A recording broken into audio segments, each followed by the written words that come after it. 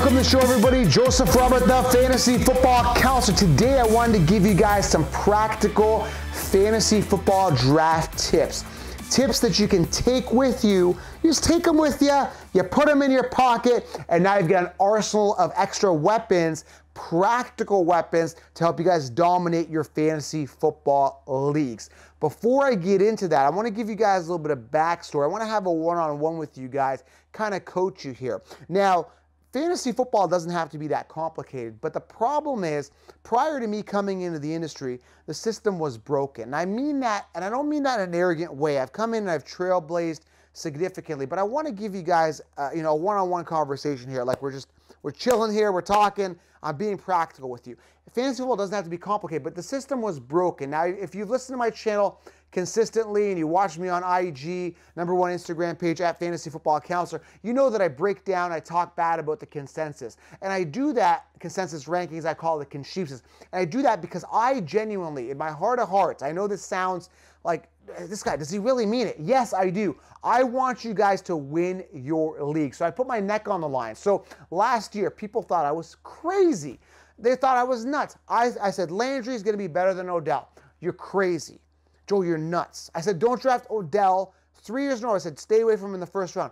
Joe, you're nuts. Put him in a straitjacket. I was going with Derrick Henry early second round with everyone who was drafting Damian Williams.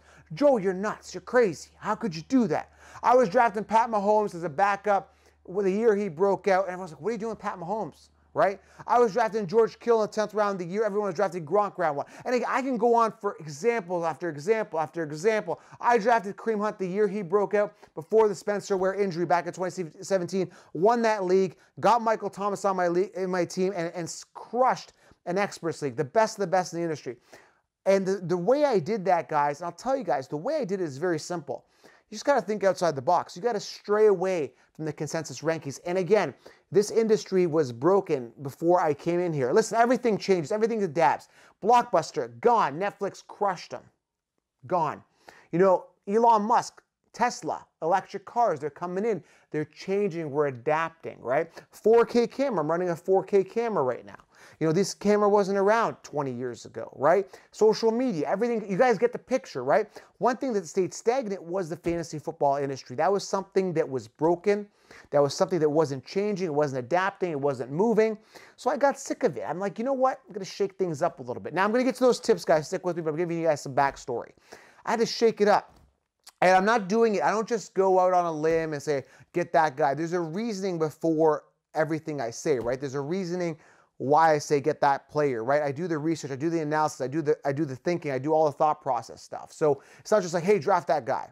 So anyway, the point I'm trying to make here, guys, is I want you guys to win your leagues. In order to do that, implement some of these tips, okay? They're practical. It's not just like cookie cutter rankings, copy and paste rankings, the magazines, the cookie cutter websites, the consensus, the consensus rankings, the BS. You know, it's not that. This is practical tips I'm going to share with you. Another thing, the industry, the reason why they don't, why they play it safe and they don't tell you the truth that I'm about to tell you guys right now is because they're fearful. They're afraid. They don't want to put their neck on the line. They're like, oh, they don't want to look bad. Oh, I was wrong last year. It's okay to be wrong. Sometimes you got to take some risks. But if you get that optimal roster and it's balanced the way I teach in my 16-round draft solution, you're going to be fine either way because you have a backup plan for a backup plan.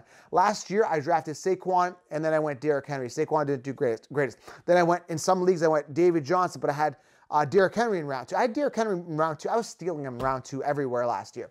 The point I'm trying to make here, guys, is belt and suspenders. So that's my first tip. I'm going to get to that in a second. Before you guys get into, before I get into the tips, guys, make sure you guys get that 16-round draft solution because I want you guys to win, and I'm handing you a win on a silver platter. So get the 16-round draft solution. I put my heart and soul into this, guys, for you guys to win. Okay, practical advice on a silver platter.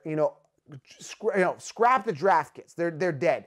Get the 16-round draft solution, sleepers, breakouts, everything you need at thefantasyfootballcounselor.com or also link below. So going to the belt and suspenders tip. So let's start off with tip number 1. There's no order. I'm just going to be talking, we're having a one-on-one, just more of a friendly consultation. I'm the counselor. We're counseling. Counsel Nation. I'm going to counsel you guys. So let's start off with tip number 1. It's belt and suspenders. Again, nobody teaches this stuff. They're just like, these are our rankings last year. It's dead. Let's be practical here. I want to give you guys something you can put in your arsenal, right? You have some tools, lion mentality, something you can hunt with, right? So Practical, belt and suspenders. What does he mean? All right, always get a backup plan. I know it sounds like common sense. I know it does. I know it does. But listen, a backup plan for a backup plan. I'm telling you guys, it works. So if I have a quarterback, by the way, I always secure an ace quarterback. I always get a backup. Again, going back a couple years ago, Matt Ryan was my starter. Pat Mahomes was my backup.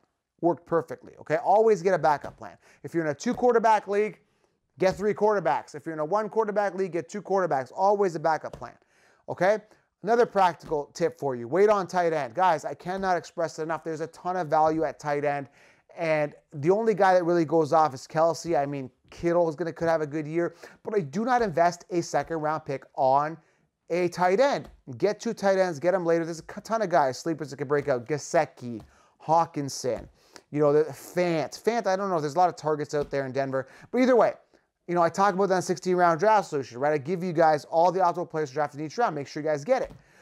So wait on tight end. That's another practical tip for you guys, okay? Load up on running back. So I talk about that robust RB strategy, and when I talk about it, I really genuinely mean it. Guys, go robust RB. Load up on the scarce position. Now, a lot of people are starting to implement the robust RB strategy because I've been pushing it. You know, I have a lot of my articles ranking on Google. So people are seeing this robust strategy. I'm like, that makes sense, right? Because you're basically doing 2 things. You're doing a lot of things, actually. You're getting the most scarce position because if you wait till round 5, I'm telling you right now, there's not going to be any good running backs. I mean, David Montgomery, but you don't want him to be your RB1 or RB2. You want to load up on running backs. So if you go first, go Saquon, CMC, come back around, go Gurley, go David Johnson in 3.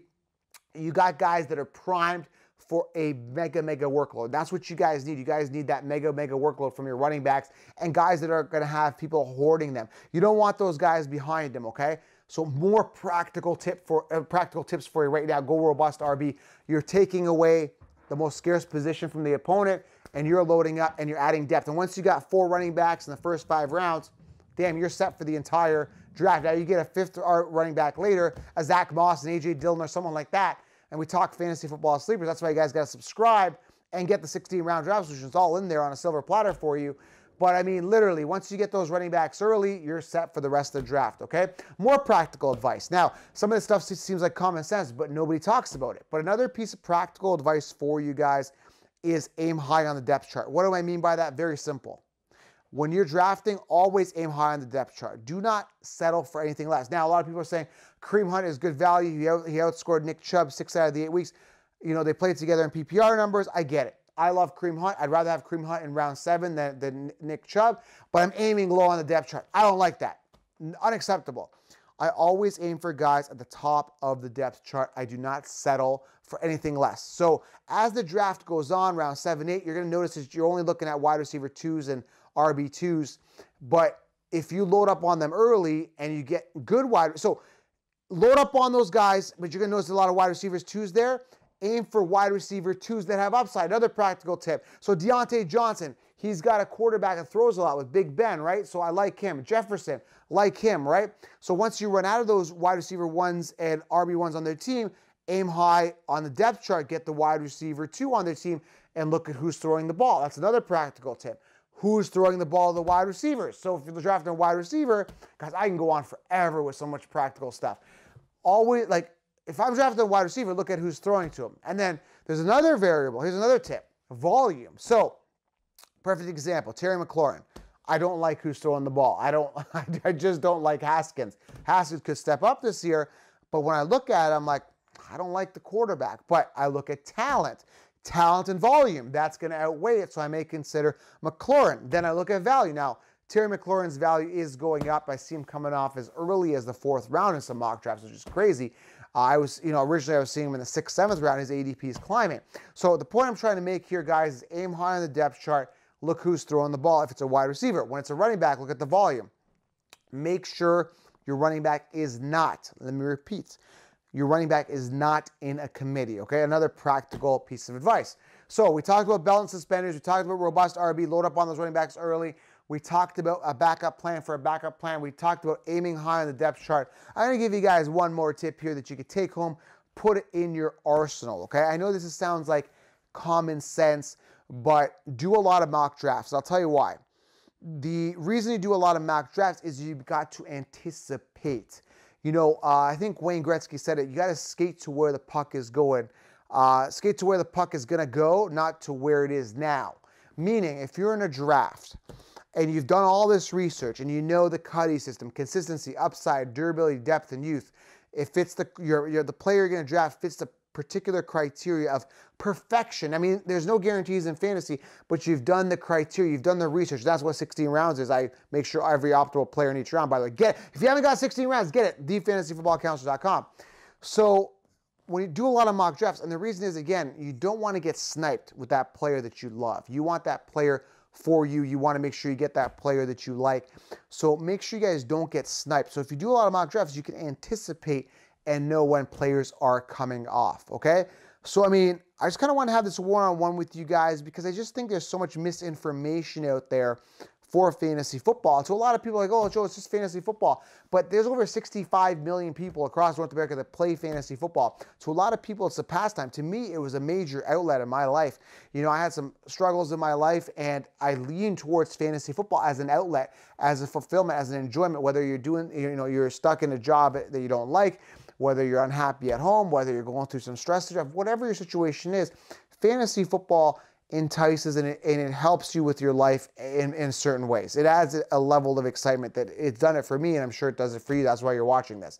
So it's very serious, and you want to win. So I just was sick of the misinformation. That's why I trailblazed and changed the game. Now, again, I don't just do it to be different. I do it because I genuinely feel that player should be drafted, that player should be taken, or that shouldn't happen, or that should happen, that shouldn't. Right? I just got sick of the misinformation throughout the years, changed the game, and here I am giving you guys practical fantasy football draft tips, okay? So again, there's some tips to take with you guys. If you guys want every single player in every round optimal for you guys on silver platter, get the 16-round draft so you guys at thefantasyfootballcounselor.com or a link below. And again, be careful with the misinformation out there because, again, a lot of people leading you astray and they're drafting predicated on last year's top finishers, and that's just not how you should be drafting, okay? The old way is done. The new way is here. That's why I created 16 rounds, and I've got the #1 fantasy football podcast and YouTube channel and Instagram and social media because I'm giving advice and people are seeing that I'm being real with you guys. I genuinely want you to win, and I don't care if I'm wrong on a couple players because you're always going to have a backup plan. No one's 100% right in fantasy, but you want to avoid the potential pitfalls. Like I said last year, Damian Williams round 2, everyone said that. Odell Beckham round 1. You know, Le'Veon Bell round 1, Antonio Brown round 2.